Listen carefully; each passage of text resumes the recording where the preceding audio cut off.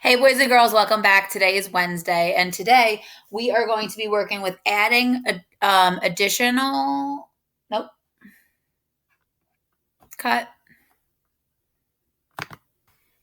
I'll keep the bloopers. Today, what we are going to be doing is adding fractional parts of 10 and 100, which we're going to talk with fractions, how to add, and then also adding with decimals. So let's take a look at a problem. It says the fourth grade classes are painting designs on tile squares to make a mural. Mrs. Kirk's class painted 3/10 of the mural. Mr. Becker's class painted 21/100 of the mural. What part of the mural is painted? So, fourth grade class painting designs on tiles for this mural over here, looks like. Mrs. Kirk's class, she painted 3/10. That class painted 3/10. And Mr. Becker's class painted 21/100. Do you notice something about these two fractions, specifically the denominators? What part of the mural is painted? Okay, so last chapter, or maybe the chapter before, we talked about adding fractions. And we talked about adding fractions, both denominators were the same. In this case, if you notice, they are not the same. So in this case, we have to change one of them to make it to an equivalent fraction and then add. So let's take a look. It says, you know how to add fractions. This is what I was saying, parts that have the same size. You can use equivalent fractions to add fractions with parts that are not the same size. So in the last few lessons, I think it was definitely last week, we talked about finding equivalent fractions. So if you look down here, we have, let's see, 3/10 plus 21/100, because that's going to tell us how much of the mural is painted so far. So we're going to write 3/10 and 21/100 as a pair of fractions with common denominators. So I'm going to do it on our board behind me. Okay, so, okay, there we have it. Okay, so what we're doing to find how much total is painted, we do 3/10 plus 21/100. Now, we are going to make, notice our denominators are not the same. We are going to make denominators that are the same. So what we're going to do is we're going to change 3/10 to an equivalent fraction that has hundredths. So we did this last week to change 3/10 into something that has hundredths. We did it 10 times, right? 10 times 10 got us 100. Whatever we do to the bottom, we're doing to the top. And 3 times 10 is 30. Now that we have an equivalent fraction that is in hundredths, we now add 30 hundredths plus 21 hundredths. Move this down a little bit. So we have 30 hundredths plus our 21 hundredths from Mr. Becker's. 30 plus 21, well, I know 30 plus 20 is 50, and then one more, 51. So we have 51 hundredths. Okay? So that would be our answer. When they asked how much of the mural is painted, 51 hundredths of the mural, just a little over half. Because what would half of the mural be? 50 hundredths, right? Okay, let's try another one. Before we do, let's just go over how to change fractions into like tenths into hundredths and hundredths into tenths, like we did last week. So if I had, let's just say 5/10, and I wanted to change it to hundredths. Oh, you can't even see that. If I had 5/10 and I wanted to change it to hundredths, remember, we multiply to get larger pieces or more pieces, and then whatever I do to the bottom, I do the top, we'd get 50, right? Okay, if I wanted to change something, let's say I had 40 hundredths, and I wanted to change it to tenths, I would divide, right, by 10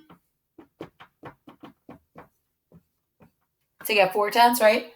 You could also think you're kind of just taking a zero out. But the reason being is because it's in this case, 10 times more, and then dividing 10 times less.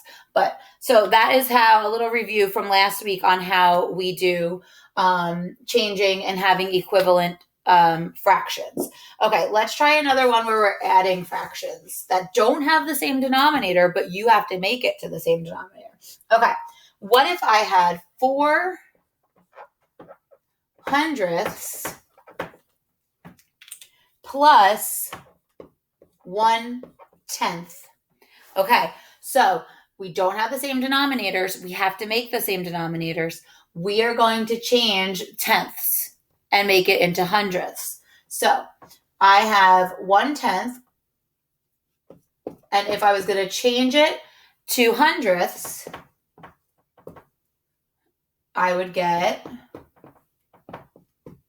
correct, 10 hundredths. So then I would just add 10 hundredths plus my 4 hundredths.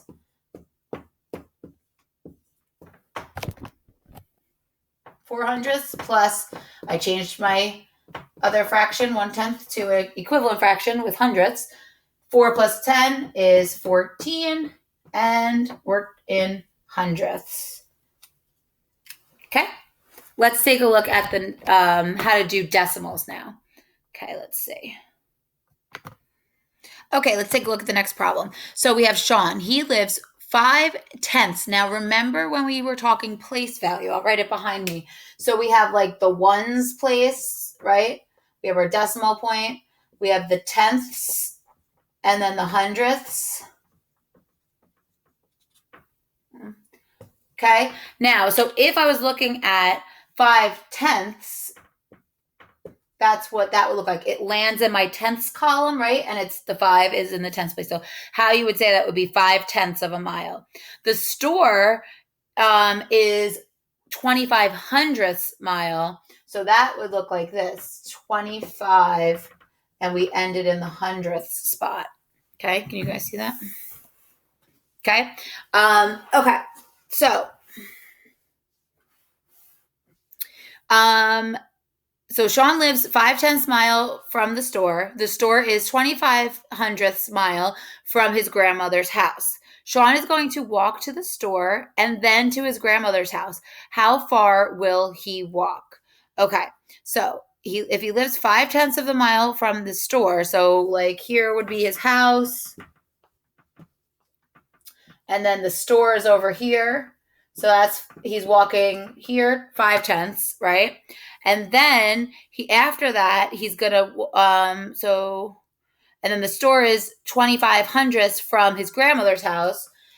Sean's going to walk to the store and then to his grandma's house. So if I drew this out, so like here's Sean's house, here's the store, and then here's grandma's house where he's gonna go.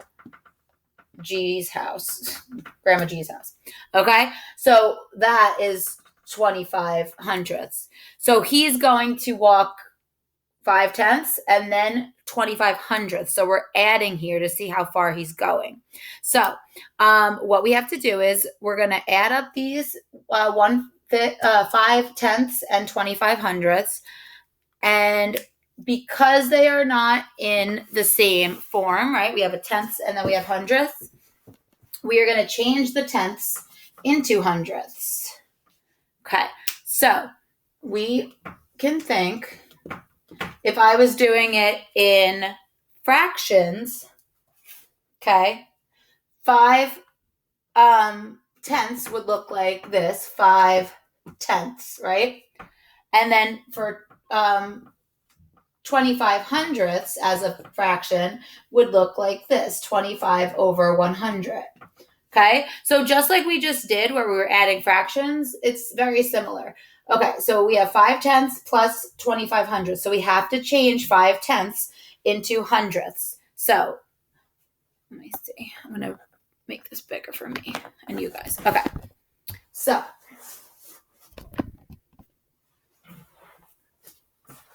I'm going to change 5/10 first. So 5/10 would be equivalent to 50 hundredths, okay? Because you would think 10 times 10 is 100, and 10 times 5 is 50. Okay, so now we have 50 hundredths and 25 hundredths. So we can add them now. 50 hundredths plus the 25 hundredths. And I'm thinking quarters. I don't know about anybody else, but 50 cents plus 25 cents is 75 cents, right? If you wanted to sit and add going up and down, you totally could. But I was just thinking of quarters wise. Okay, so you have 75 hundredths. And now if you were going to write it as a decimal, you would just write it 75 hundredths, right? Let's look back at our place value chart. And I'll give you guys that place value chart again today. 0 and then 75 hundredths. Okay? Let's try one more.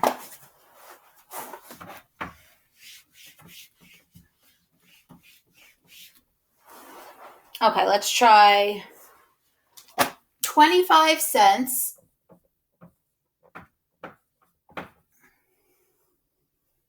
plus 40 cents. Okay, so in this case, you can write it going up and down. I think that's the easiest way to do it. So I would do 0.25, which is how you would say 25 hundredths, and 40 hundredths.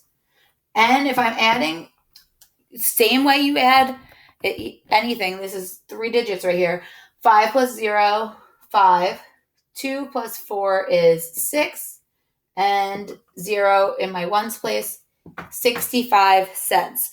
Or if it wasn't money, 65 hundredths. All right, hope this helps. Make sure you watch. You were following along, and you could always watch again. And I'll see you guys later. Have a good day.